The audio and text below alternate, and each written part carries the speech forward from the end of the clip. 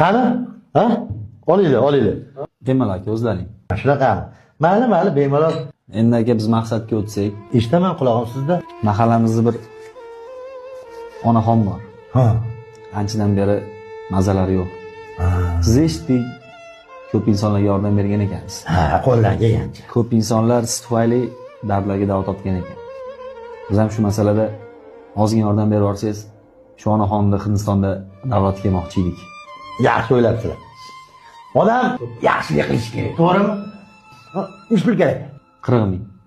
40 ming dollar. Qachon qaytarasanlar? Misol uchun, mana bir oyda qaytarib beradigan bo'lsang, menda oyiga 10%. O'zi ko'chaga berganiga 15-20%. Nima deysizlar? Tayyormisizlar? Sizlarga 5% qilib bera olmayman, ko'tarmaydi. To'g'ri tushunarli. Xo'p.